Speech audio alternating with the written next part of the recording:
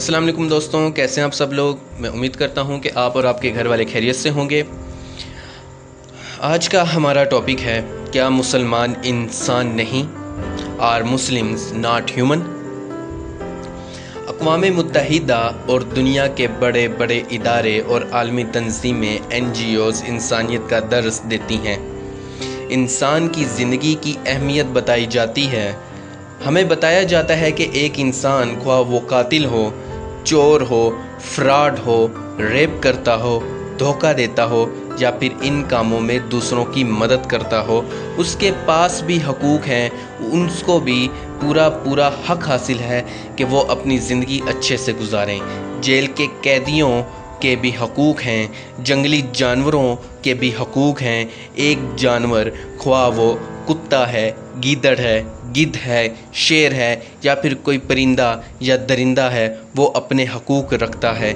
यहाँ एक सवाल पैदा होता है कि इतनी मुअज़्ज़ज़ और इखलाक से भरी दुनिया कि जहाँ पर एक इंसान क्या बल्कि जानवरों और परिंदों के भी हकूक़ हैं, वहाँ पर मुसलमान को इंसान क्यों नहीं समझा जाता?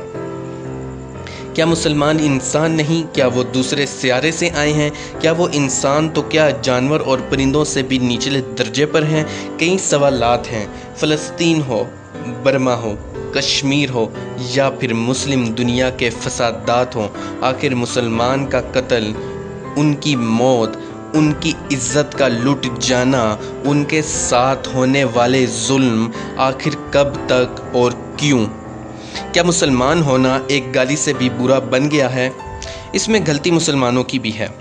हम बट गए सियासी जमातों में, हम बिखर गए फ़िरका वारियत में, हम बट गए तालीमी निज़ारों में, हम बट गए बिखर गए अना की जंग में। बिरादरी ने हमें बांट दिया, ज़ात पात से आगे ना बढ़े। मदरसे वाले दूसरे तालिब इल्मों के हक़ में नहीं, प्राइवेट स्कूल और यूनिवर्सिटी वाले मदरसे वालों को हकारत से देखते हैं। हम एक दूसरे से नफ़रत करने लगे और कमज़ोर हो गए, और नतीजा क्या निकला कि हमारा कत्ल ऐसे ही है जैसा कि घर में आए किसी चूहे को मार देना या फिर गली के किसी आवारा जानवर को मार देना, कि जिसके कत्ल पर ना तो कोई आवाज़ उठाएगा और ना ही कोई एहतजाज करेगा। चलो हम जाहिल हैं, हमें अक्ल नहीं है। आलमी ताकतों की रवायात और इखलाकियात कहाँ हैं? अगर किसी जानवर को मार दो तो अक़वाम मुत्तहिदा की खिलाफ वर्जी है, मगर फ़लस्तीन हो, शाम हो, कश्मीर हो, बर्मा हो, ख्वाह वो कोई भी इलाका हो, मुसलमान का कत्ल तो मामूली बात है। ये लोग तो हैं ही इस काबिल कि इनको मार दिया जाए।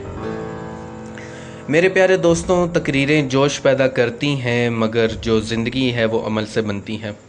बहुत सी तकरीरों ने दुनिया बदली है और बहुत सी कौमों की ज़िंदगी बदली है, लेकिन एक इंसान और एक कौम का अमल, उसकी हैबिट्स और उसके आज के मामलात, उसके मुस्तकबिल के बारे में बताते हैं। तो हमें क्या करना है?